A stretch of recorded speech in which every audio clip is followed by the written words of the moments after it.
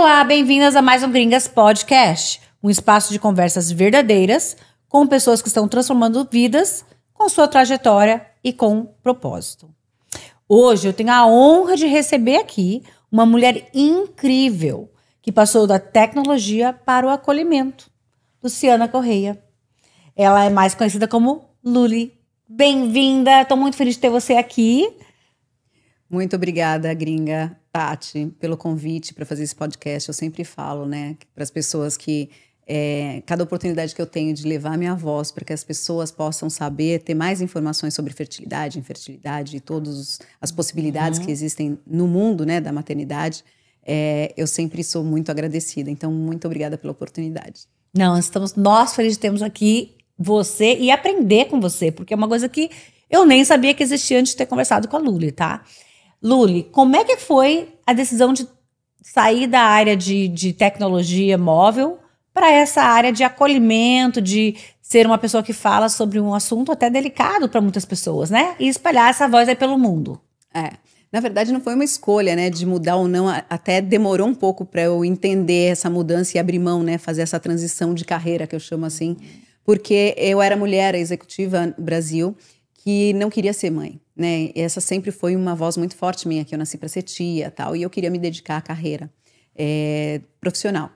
E aí, quando eu conheci meu marido, eu tinha uns 40 anos e ele tinha 45, e aí me mudei para os Estados Unidos, porque ele já morava aqui, e falei, lembro de ter dito, Rolando, por que você me busca? Porque se for para construir família, não sou eu não quero ser mãe, eu quero trabalhar e viajar, tal. E ele falou, não, eu também não. Vim para os Estados Unidos, para Atlanta, inclusive, a primeira vez, e aí depois de um ano, mais ou menos, a gente estava deitado e ele falou assim, linda, e se a gente tivesse um filho com o seu nariz, com o meu pé, com a minha mão, tal, não sei o que, e veio, por que não? E neste momento, eu falei, por que não? Né? Eu ainda não estou falando inglês, assim, não tenho trabalho que precisa de documento, de repente é o momento, né? E daqui 2 anos a criança já cresceu, já está na escola e eu já estou viajando com o meu mundo corporativo, porque era isso que me movia. E naquele momento eu falei, a gente precisa descobrir, né, ver se a gente tem algum problema, porque de repente pode ser que eu tenha pela idade, né? Eu estava com 41 anos e 8 meses, e a gente tem algum problema com síndrome de Down, alguma deficiência, e nós fomos ao médico e aí eu descobri que eu tinha um problema de infertilidade em função da idade. Nossa, mas peraí, só voltando um pouquinho atrás, desde criança você nunca quis ter filhos? Como é que foi? Assim, tipo, é uma coisa interessante, né? Eu nunca quis ter filho. Eu falava que eu não queria ser mãe, eu tinha medo de gestar, eu achava que aquilo não cabia comigo. Eu perdi meu pai com 13 anos. E minha mãe, com 7 filhos, com 42 anos, começou a dar conta de tudo, né? Ela não trabalhava nem nada. E aí eu comecei a trabalhar com 13 anos para ajudar minha mãe, né? Recebia os dinheiro, dava para minha mãe, para ajudar minha mãe. Então essa independência para mim talvez tenha sido muito forte, né? De cuidar, de ajudar, mas não como mãe. Eu queria trazer, né? Ajudar as pessoas, mas não maternando. E aí o que eu fazia? Eu tenho 7 irmãos. Eu pegava meus sobrinhos, então tinha dia de tia, e aquilo me completava. Tanto que hoje eu falo que ser tia me possibilitou ser a mãe que eu sou hoje. Sim, né? E engraçado que tudo tem um propósito também. Até não ter tido a vontade de ser mãe até um certo ponto, e de repente ter tido esse desejo no coração e falar, puxa, agora meus óvulos já virou a chave, já passou o tempo do meu corpo, né? E são questões, Tati, que ainda a gente precisa falar bastante. Porque quando eu dizia que eu não queria ser mãe, eu era muito questionada, porque eu tinha que ser mãe. E, na verdade, eu acho que as pessoas não têm obrigação de nada. Cada um faz o que quiser. Tem Mas gente que muitas não quer. mulheres não têm... É estranho, porque a maioria das mulheres querem ser mãe, né? Exato. Então é até um tabu que tem que ser quebrado. Tanto que minhas filhas... Eu não falo sobre essas coisas sobre minhas filhas, e de repente elas falam, mamãe, eu quero um carrinho de bebê para levar minha filhinha. Então, você já nasce, a mulher acho que já nasce com alguma coisa que já te direciona para a maternidade, né? Você vê isso. E aí, quando essa chave virou... ela virou de uma maneira que, tipo, eu olhava para minha casa e já via filhos, né? E aí vem aquela vontade genuína. E até que eu descobri a infertilidade. Nossa. E aí foi frustrante demais, foi difícil. É uma dor, né? Essa dor virou o laços da fertilidade. Virou o laço da fertilidade, ela virou um propósito, né? Uma missão muito grande, assim. E na verdade, eu acredito muito que ter passado por todo processo que eu passei, que ele foi longo, né? me possibilitou, eu acho que Deus me preparou de uma maneira para que eu seja essa voz, né? Então, sem motivo nenhum, eu digo sem motivo porque minha família é toda fértil, eu sou gêmea, minha mãe teve 9 filhos, 2 vezes gêmeos, né? Todos meus irmãos teve gêmeos, ninguém teve problema. E eu não via um problema, né, que eu pudesse entrar no mundo, né, fazer parte da estatística de 17% da população mundial é infértil, né? E eu fui escolhida, né? Sim. Eu digo escolhida assim, mas a infertilidade ela não escolhe, ela acontece, né? Sim. E eu também tive muitos problemas de falta de informação. Então hoje o meu trabalho ele é focado em levar educação, informação e conscientização. Que eu acho que a informação, o conhecimento é a única coisa que ninguém nunca vai poder tirar de você. Sim. E eu sinto muito não ter tido, né? Eu falo para as pessoas, eu me sinto muito traída pelos ginecologistas que eu tive, porque mesmo falando que eu não queria ser mãe, eles poderiam ter me dito, olha, pode mudar, você pode conhecer alguma coisa, né? Sim. Congele seus óvulos, por exemplo. Então, o benefício da informação eu não tive. Então, se eu tivesse tido, talvez eu tivesse feito, esse é o primeiro ponto. E eu não teria esse sentimento, porque teria sido uma escolha, né? E Sim. o caminho que eu caí, né, que eu tive que traçar, Sim. a jornada que eu tive que passar, foi muito dura, né? Eu tô falando isso de 2014, quando eu comecei, e não tinha essas informações, não tinha Instagram, não tinha rede de apoio, não tinha nada. Então, foi muito solitário, assim, para mim, foi muito difícil passar por isso, né? Até porque as pessoas falam, Luli, você é um ser de luz, você é o máximo, você é super animada, né? As equipes que eu liderava do trabalho também. Sim. E de repente, Tati, quando você se vê que não pode gerar um filho, né, com seu material genético, você começa a questionar tudo isso que as pessoas dizem que você é. Sim. Então eu falava, eu não sou nada disso. E olhando aqui para trás um pouco, assim, uma coisa que você falou é muito importante mesmo alertar as mulheres, né?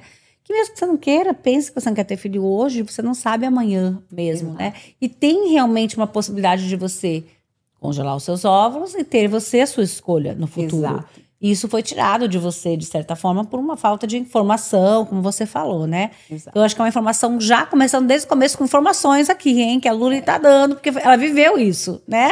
E eu costumo dizer também que o congelamento de óvulos, por exemplo, não é pra mulher que, eu não quero ter filho agora, eu vou trabalhar um pouco pra ter mais tarde. É para aquela mulher que diz como eu, que eu não quero ser mãe, porque a minha chave virou. E eu paguei um pênalti, né, que hoje eu sou muito feliz e resolvida com a minha história, né, por isso que eu tô aqui, mas tem muita dificuldade. Sim, sim. De aceitação. Com certeza foi uma dor, mas você aprendeu a fazer sua dor uma bênção, né, porque você é usada para falar sobre isso para as outras mulheres. E a gente precisa de pessoas assim. Cada uma tem uma dor, cada um tem uma história. Cada um tem uma história. E acho muito legal quando a gente cria coragem de sair e contar essa história. Porque tem mulheres que não têm essa coragem. Você sabe que você falou uma coisa que eu ouço de muitas mulheres assim, Luli, como você é corajosa. Eu falo, nossa, como que é você levar e você acolher e você abraçar quem está vivendo isso e como que ela te enxerga como uma coragem. E eu acho assim, que é um gesto hoje tão simples, né? Eu falo, mas o que eu estou fazendo? Eu estou levando uma informação que eu gostaria de ter tido, né? Mas não é simples, não. É porque você passou por tudo isso. Não é simples. Mas as pessoas realmente veem as nossas histórias. Eu também tive uma história meio marcante e falam, nossa, mas pra gente já ficou normal. A gente já normalizou de tal maneira que a gente fala, mas por quê? Eu não sei, será que eu sou tudo isso, né? Mas faz a diferença. Nossa história é incrível, assim, a força que a gente tem, e não sei pra você, eu acredito que sim, mas todas essas pessoas que a gente dá a mão, né, e que elas falam, você mudou a minha vida, você virou a minha chave, é a motivação que a gente precisa diariamente para continuar, né, porque não é fácil. Não. E disso aí saiu até alguns livros, né? Vamos começar com o primeiro aqui. Saiu esse livrinho aqui. Eu vou ler aqui a frase que você colocou. E a nossa história não acabou, ela apenas começou. Fala um pouquinho sobre esse livro aqui. Vou contar sobre esse livro. Então, assim, para as pessoas entenderem, né, a dinâmica dos livros, eu sempre sou a favor da verdade, né, de você contar. Eu sou uma pessoa muito verdadeira, assim. E aí, quando eu comecei com o processo, né, através de óvulos doados, ser mãe por óvulos doados me trouxe muitos questionamentos, né? Porque o medo das pessoas será que eu vou ser mãe? Será que meu filho vai me abandonar? Será que meu filho vai querer ir atrás da mãe? Então, são informações que eu gostaria e que eu procuro sempre trazer, né? Um doador de gametas, que é óvulo, sêmen ou embrião, não é pai, nem mãe. Um doador é um doador, como é um doador de córnea, de coração, de rim, né? Porque até você doar é uma situação, até você conseguir gestar, desenvolver esse feto e nascer uma criança, você ter essa criança em casa, é uma outra situação. Então, o que você dá não é filho, você não doa filho, você doa a possibilidade de gestar um filho, né? Através de um material genético. Então, isso é a primeira coisa que eu sempre procuro trazer, porque as pessoas ficam com isso. Ai, mas vai ter meu filho por aí? Não, né? E o filho não é o DNA. Filho é o ambiente que você cria, é o amor, é a relação, é o dia a dia, é o que eu vivo com as minhas filhas, né? E viver com as minhas filhas, o que eu vivo hoje, me empodera muito para fazer tudo isso que eu faço. Então, o livro veio de uma das lives que eu fiz com uma psicóloga. Lá atrás, em 2002, eu escrevi esse primeiro livro, e que é o Laços de Fita no Jardim Encantado, uma história de fertilização in vitro com óvulos doados. E essa história, ela veio pela necessidade de, quando eu fiz essa live, que era contar ou não contar para os filhos, e veio uma carga muito forte das mães, das mulheres que precisavam de doação de óvulos, de falar, mas eu não consigo entender, eu não quero contar, eu tenho medo de contar, vão me julgar, né? E eu falei, eu preciso de alguma maneira para ajudar essas mulheres, não ensinar, porque eu acho que cada um tem o seu ambiente, mas para dar um caminho, né, de como pode ser feito, porque as minhas filhas, eu comecei a tocar nesse assunto com as minhas filhas quando elas tinham nem 2 anos, porque elas viram minha barriga e aí eu comecei a relacionar com elas que elas nasceram de dentro de mim. Não é a forma que elas vieram para dentro de mim. E aí elas ficaram encantadas com isso. Então eu escrevi o livro de maneira... As ilustrações foi feito pela Natália, a Corte Real, que ela me ajudou. Eu escrevi primeiro o livro e depois ela desenhou em cima do que eu escrevi. Por quê? Porque eu queria que as crianças possam ler através da imagem e as mães ou os adultos possam ler através do que eu estava escrevendo, né, do que eu vivi. Então, esse livro é a minha história. Então, ele veio. E atrás eu coloquei essa frase, né, a história não acabou, ela só começou, porque quando as meninas completaram 2 anos, eu doei os embriões excedentes. Eu tive 4 embriões excedentes, eu já estava com 48 anos, e aí eu doei para ajudar outras famílias a serem construídas. Então, eu doei esse material genético pronto, é anônimo, né? No Brasil, todo o processo é anônimo, né? Você não pode saber quem que doou, você não tem contato. E aí eu fiquei de coração tranquilo. E aí eu senti no coração, eu falei, não, então esse vai ser o segundo livro, que é a continuação dele. E atrás dele eu coloquei, e essa história não é o fim. Enquanto existir amor e o sonho, existirão novas histórias para contar. Ai, eu adorei essas frases, realmente inspiram você. Quero ler essa história. Essa daqui é bem legal, porque... E essa é o lindo voo solo de Eva, né? Uma história de embriões doados. Por quê? Porque quando você gera, é seu filho, né? Claro. E aí, como eu doei, eu não conheço para quem eu doei esses embriões, eu comecei a imaginar. Eu falei, bom, minha voz é para o Brasil, para brasileiras pelo mundo, né? Então, como que eu vou fazer? Nada mais brasileiro que uma arara azul, né? Então, eu queria que a personagem principal fosse uma arara azul. E aí, eu direcionei para uma maternidade independente, porque hoje tem muitos formatos, né? Tem a maternidade independente, tem o casal homoafetivo masculino, feminino, paternidade independente. E eu falei, eu vou trazer todos esses formatos familiares para este livro. E aí, eu coloquei aqui Aqui, o primeiro livro são calopsitas, né? E aqui no segundo é a arara azul gerando um bebê, né? Através da embriodoação. Então, aqui mostra ela gerando o bebê, ó. E aqui mostra a mãe e a filha, né? Que é o amor que prevalece, né? Uma arara azul, mãe de uma calopsita. Né? Então, esses livros foram realmente para ajudar a trazer educação e uma leveza para esse público, né? E agora eu estou terminando o terceiro livro, que é sobre doação de sêmen. E aí eu tenho a trilogia da doação de gametas. Uau! E a gente nunca pensa em doação de óvulos, né? A gente sempre na doação de sêmen. Eu não sei, pelo menos pela minha cabeça. É que é mais, digamos que comum, né? Porque você vê que as mulheres têm menos preconceito de falar. E você sempre remete isso para um casal homoafetivo feminino, por exemplo. Então, por exemplo, existem muitos casos de mulher que passa pelo processo de infertilidade e o fator é masculino. E existe um preconceito tão forte que a mulher está tentando lá, ela teve perdas, ela gastou dinheiro, ela gastou um monte de coisa, e no final das contas, assim, vai perceber que tinha alguma coisinha da parte masculina, né? Existe muito. E quando que o homem precisa da doação de sêmen, é mais difícil a aceitação, né? Na verdade, eu acho que qualquer doação, qualquer gameta que as pessoas busquem, tem uma dificuldade. Né? Porque tem um sentimento, é o lado emocional. Então, assim, a infertilidade, ela é uma doença, né? A gente precisa trazer isso. É uma doença que atinge a população mundial, né? Todo mundo está vendo isso. E quando a gente fala de tentante, são vários viés, né? Vários caminhos que a gente se depara. Então, por exemplo, você pega a doação de óvulos. Vamos falar de gametas no geral, né?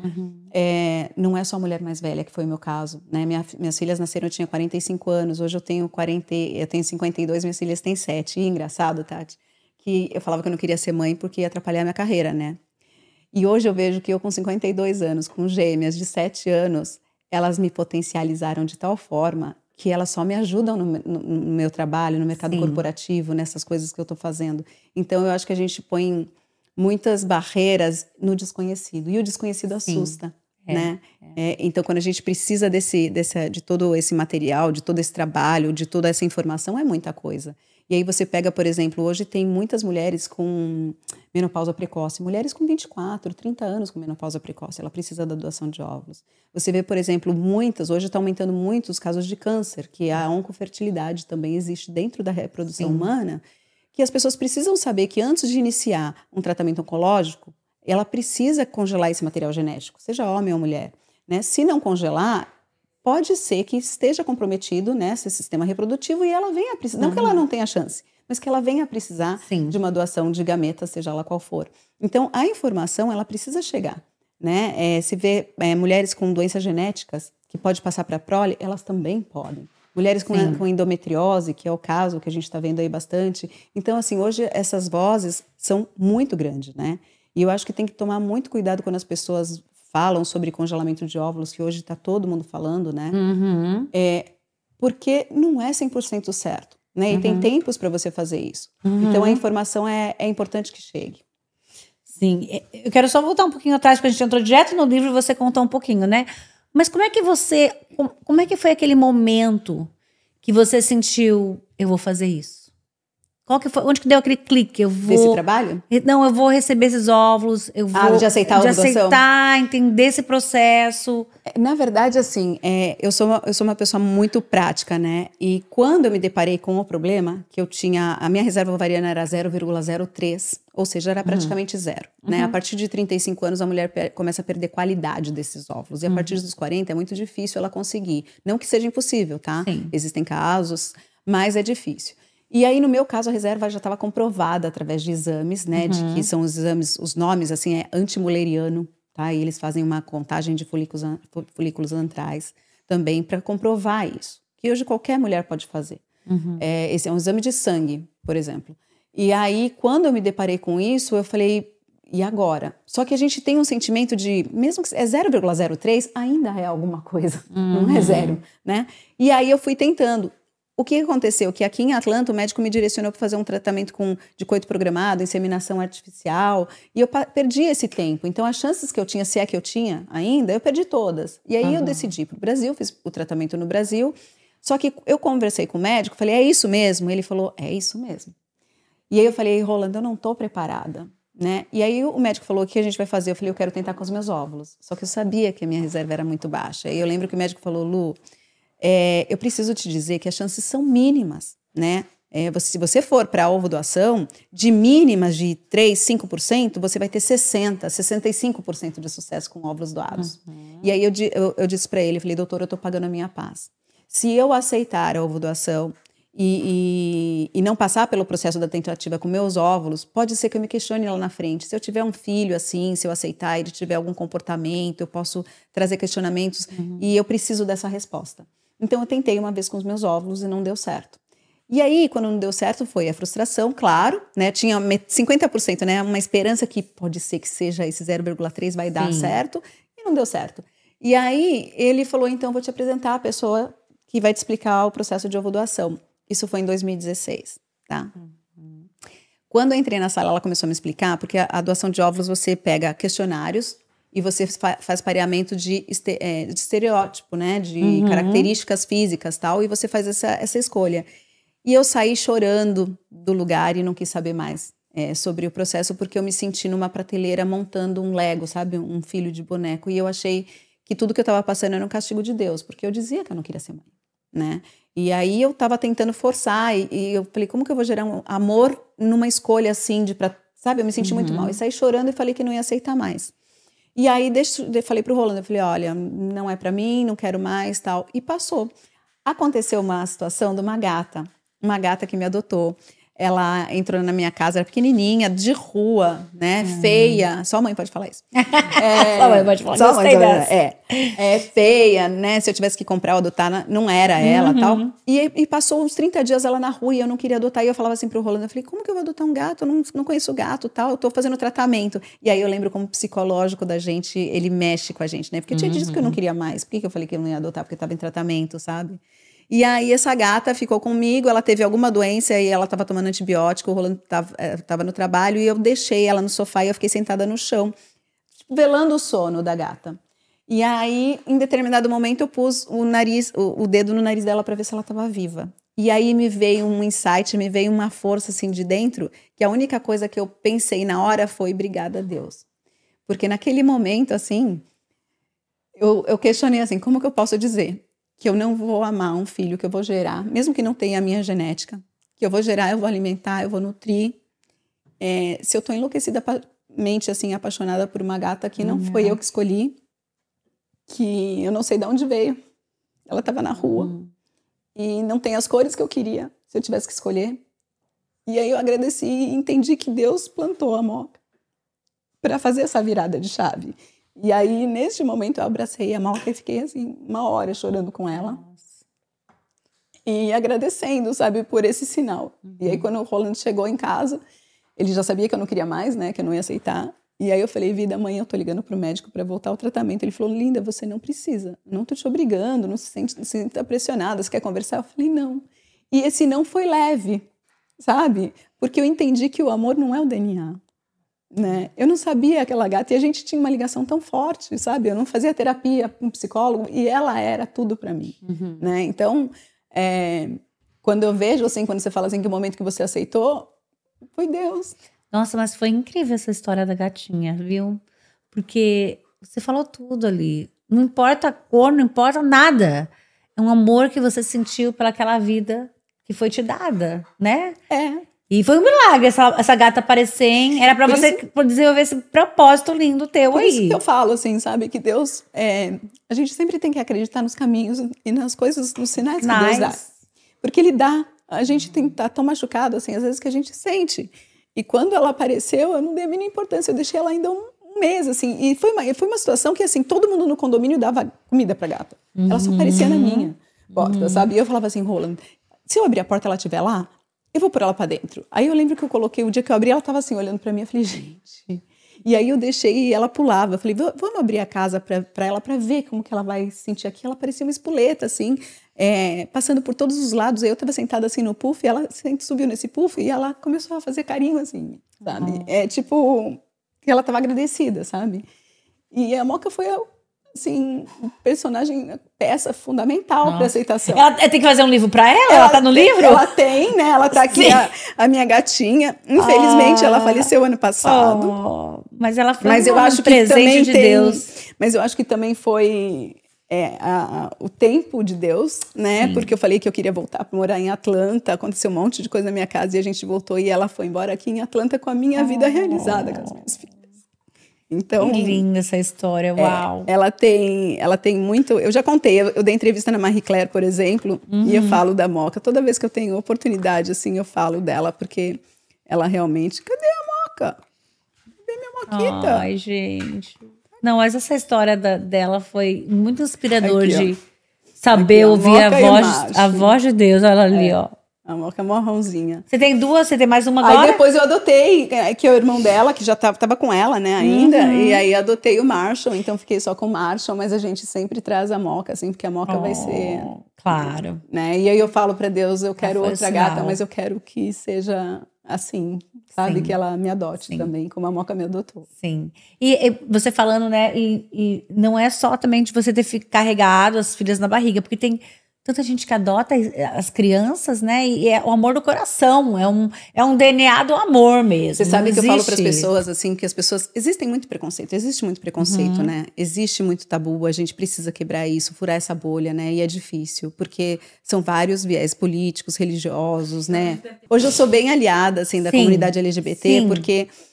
eles fazem parte do mundo da reprodução, porque eles precisam da possibilidade, não é por infertilidade.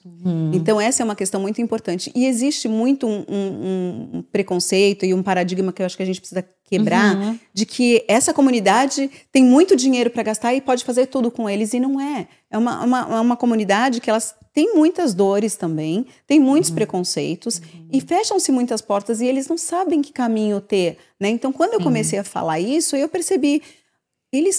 essa comunidade é uma comunidade que vai ajudar muito as mulheres e os homens, porque eles podem doar as gametas, eles não têm fertilidade. Eu tava até falando, tem o dia de doar, né, que você tem criou. Dia de doar. O dia de doar, ele tá aqui, ó, é dia de doar, tá vendo? É um projeto que veio desde aqui dos Estados Unidos, tá? É um projeto, não sei se você conhece, que é o Giving Tuesday, aqui nos Estados Unidos. Não conheço. É o dia de doação que ele é feito na primeira terça-feira após o Giving, o Thanksgiving, tá? E então vem a sexta-feira, que é o Black Friday. Aí o que não é vendido no Black Friday, eles jogam pro Cyber Monday, que jogam online e tal, pro domingo. E o que não vende, eles entendem que realmente não vai vender. E aí eles fazem a terça-feira da doação, que é o Giving Tuesday. Esse projeto foi pro Brasil tem 10 anos, quase 11 anos, e com o nome Dia de Doar, tá? E também é feito depois da Quinta-feira Santa, né? E aí eles fazem na terça-feira um movimento de doação. E a doação de tudo, né? De fralda, de alimento, de uma série de coisas. E aí me veio no coração, eu falei, aqui no Brasil, né? Lá no Brasil, não pode doar, você não pode vender o material genético como aqui nos Estados Unidos. Então minha voz é bem forte para levar informação consciente e responsável para lá, né? Porque meu tratamento foi lá. E lá você não pode ter nenhum tipo de comércio dentro disso. Então tem que ser uma doação altruísta ou uma doação compartilhada. Você não pode saber, tem que ser anônimo. Uma barriga solidária, que aqui nos Estados Unidos é barriga de aluguel, tem que ser solidária, não pode ter vínculo de dinheiro, você não pode pagar. Então o único momento que deixa de ser anônimo a doação é quando é em parentes até 4º grau. Só que isso abriu há 3 anos atrás. 2, 3 anos atrás. Então, esse parente de 4º grau, se for, por exemplo, para óvulos, minha mãe, minha tia, minha irmã, minha prima e minha sobrinha, só essas doações, e aí deixa de ser anônimo, tá? E no caso de barriga solidária é a mesma coisa. E a barriga solidária ainda tem um adicional, que ela é obrigada a ter pelo menos um filho vivo, né, para ser permitido no CFM. Então, é muito mais fechado. E aí, me veio no coração, falei... Cara, se eu tenho o dia de doar aqui, eu não posso comercializar aqui, eu preciso ajudar essas mulheres que estão em filas esperando óvulos para gerar seus filhos, como que eu vou fazer? E aí eu sentei com o pessoal do dia de doar e falei, olha, eu tenho uma coisa no coração, mas eu não sei se vai dar certo, porque é dentro da medicina e para se agendar uma consulta, demora às vezes 3, 6 meses, então como que eu vou fazer um dia de doar, né? Falei, meu dia de doar tem que ser o ano inteiro. E aí eles me abraçaram, então desde 2021 eu trago, né, essa voz, aí eu abri movimentos que é do dia de doar óvulos, o Bora Congelar, o dia de doar sêmen, dia de doar embrião. Então são movimentos de tipo, sabe aquela coisa de festa junina, de rua, que todo mundo sabe que existe, só que cada uma cuida do seu? Todo mundo pode fazer o dia de doar. Então a minha voz é para o Brasil, as clínicas acabam ajudando, pode fazer caminhadas, né? Você faz movimentos para levar informação. Sim, mas você alcança a gente no mundo inteiro, né? No mundo inteiro. Eu estava verificando, assim, eu tenho pacientes que me seguem, né? Da China, da Alemanha, da França, Paraguai, Angola, muita gente na Angola, Portugal também, que tem a língua, né? Muito parecida e tal. E é importante a fala, porque, assim, brasileiros têm família no Brasil, e até pelo custo que você vai fazer o tratamento entre Estados Unidos, por exemplo, ou Brasil, você já tem a diferença de dólar, se você tem família, né? E aí você precisa ser direcionado, para não cair em nenhuma clínica que não é licenciada. O processo é todo bem, a vigilância sanitária que acompanha, ela que aprova as clínicas que podem ter a criopreservação no Brasil. Sim. Então é um trabalho bem, bem sério, assim, sabe? Hoje, assim, resumindo, Tati, eu decidi trazer para as pessoas aquilo que me faltou.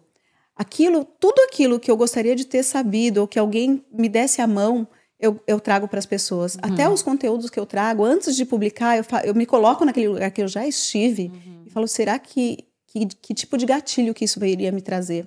E aí eu decido postar ou não postar. Sim. Sabe? Então eu falo para as pessoas assim, eu vou ser para vocês a mão que me faltou. Não, a sua dor virou a sua força. Exato. Porque você ajuda muitas mulheres que não têm essa informação e realmente não se fala muito sobre isso. E as pessoas não contam. Por muito tempo nem se contava se você adotava. Exato. Né? Exato. Então, uma coisa assim que você realmente quebrou vários tabus, teve coragem, né? E acho lindo que as suas filhas participam. Elas são parte dessa história, elas são parte desse processo. E elas podem até inspirar outras crianças. Exato. Eu falo sempre do legado, né? Eu falo que o trabalho que eu venho fazendo é para que as minhas filhas, o dia que eu vier a faltar, elas deem continuidade a isso. Que alguém pergunte para elas, não é sua mãe? É minha mãe, sim, né? Sim. E eu tenho certeza de que elas vão fazer isso. Hoje elas chegam para mim e falam, mamãe, o que a mamãe faz de trabalho? Ela fala, trabalha no Laços da Fertilidade, ajuda as mulheres a ter neném. Eu falei, é muito além disso, filha. Né? E eu acho que é o que elas têm que saber dentro da idade dela, né? Mas no coraçãozinho delas, elas sabem que a primeira pessoa que elas vão ter é a mãe dela e sou eu. Sim, sim, sim. Mãe é mãe. Mãe é mãe, mãe é mãe. E olha, não é que é uma coisa assim, sabe? Eu sempre tomo muito cuidado de não romantizar o processo, porque ele é bem difícil. E entender as pessoas que não querem contar ou que não aceitam, né? Sim, a gente precisa entender isso. Mas eu acho que a informação, a educação, ela precisa ser levada. E todas as vezes que alguém me convida para alguma coisa, eu falo, olha, gente, se não quiser que eu não vá, não me convide, porque senão eu vou mesmo, né? Não convida por educação. Porque eu acho que essa voz, ela precisa ecoar. Sabe? Ela realmente precisa ecoar. E por isso que eu tô tão grata, assim, de estar com vocês aqui. Não, a gente que está grato. Vai ter toda a sua informação aqui também no final desse vídeo. A gente vai colocar todas as informações para quem precisar de um apoio, né? O Laços da Fertilidade apoiam as mulheres. Tem algum acompanhamento, alguma coisa que você faz? Faço. O que eu faço? Eu faço aconselhamento e direcionamento para pacientes. Então, elas entram lá na minha bio, no Instagram, que é @Laços da Fertilidade. E aí elas preenchem um formulário, agendam o horário, aí eu dou direcionamento do que momento que tá, às vezes não deu certo, olha, o que a gente pode mudar, ou olha, eu quero saber se a clínica que eu tô fazendo é boa, se o médico tá licenciado, eu vou lá e ajudo isso com elas também. Muito legal. E fora as palestras que eu dou, webinars que eu falo, que eu faço, né? Hoje, por exemplo, tem uma novidade com a tecnologia, ela tá vindo, né, inteligência artificial, e hoje é possível você avaliar a qualidade dos óvulos antes de ser fertilizado, coisa que não podia.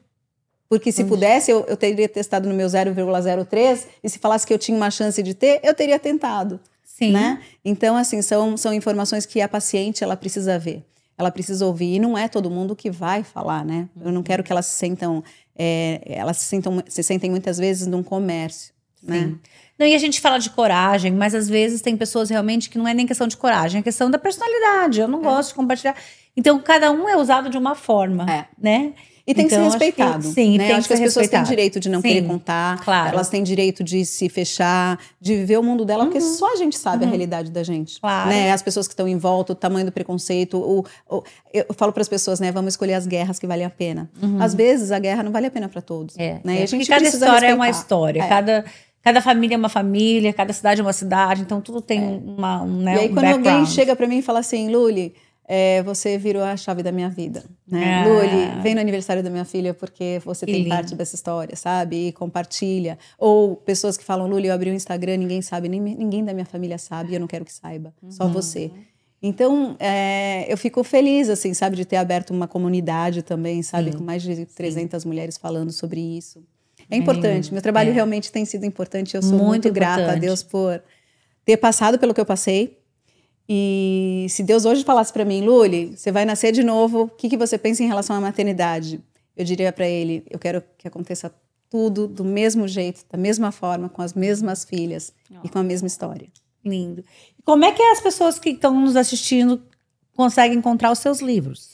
No link da minha bio também tem lá como adquirir os livros. A gente vai colocar tudo lá embaixo, então, tá no link da sua bio. Aí só tem uma diferença que quando for aqui nos Estados Unidos, elas me mandam mensagem e aí eu mando daqui dos Estados Unidos, né? Porque normalmente todo o trabalho é feito pelo Brasil, mas agora tá pelo mundo. Ai, que ótimo. Então, fala uma mensagem ali para essas gringas que possam estar passando por algum problema de fertilidade ou alguma dúvida. O que você falaria para elas?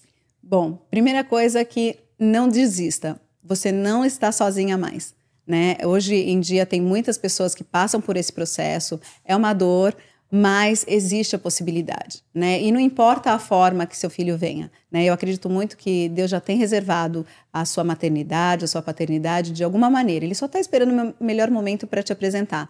Só que a gente precisa fazer a nossa parte. E é isso, não desistam. E o que nós podemos esperar no futuro da Luli? Tem mais coisa vindo? Tem. Olha, eu tô lançando agora, né, a primeira temporada do podcast. Vai ser gravada no Brasil. O nome do podcast é OvuCast, porque tudo começa com os óvulos, inclusive a falta deles. Adorei esse nome, foi genial. OvuCast, tem muito minha cara. Então tem esse projeto. Aí tem os livros também, né? Tem as palestras, as caminhadas, e eu tô fechando membros VIPs, né? Para que eu consiga atender esse público direto, né? E tá viajando pelo Brasil e pelo mundo aí. Então tem Nova York, Miami, são os planos de estar levando essa informação cada vez mais. E outros livros também, que eu já tô engatilhada, que foi uma coisa que eu gostei. E eu percebi o quanto ajuda as pessoas. Então, tem muitas coisas para ver. Ai, parabéns, Luli. Olha, ficamos muito felizes de ouvir a sua história e ver que a sua dor virou sua força. Obrigada por estimular as mulheres a saber que tem esperança para tudo, né? Exato. Tudo se dá um jeito. Exato. E o amor é do coração. O DNA é do coração. Exatamente. É isso que importa. É o amor além do DNA. A maternidade, exatamente, não importa o formato que ela venha, né? Importa que venha e que você tenha amor, assim. E hoje ver que eu consigo viver uma relação de mãe e filhas independente de DNA, eu nem lembro isso, né? Com a forma que elas vieram, se fosse adotada, se fosse, né? Exatamente. Então não é isso, não. O amor é muito além do DNA. Com certeza. Obrigada por você estar aqui com a gente hoje. Eu que agradeço. Agradeço a oportunidade, a abertura, né? Que você sempre me deu desde o primeiro momento que a gente se conheceu, né, Tati? Sua história também é maravilhosa. Obrigada. E assim, é bom a gente saber que a gente não está sozinho para inspirar pessoas, né? Para levar essas informações para essas mulheres, né? A gente sabe o tamanho das dores, né? Eu sei, né? De um lado, né? Por um problema, você sabe por outro. E a gente precisa dar as mãos para levar, porque eu acho que as gringas, né? Os imigrantes, as mulheres que estão fora do Brasil se sentem muito sozinhas, né? Sim. E essa mão, esse carinho que a gente consegue dar juntas, eu acho que faz toda a diferença.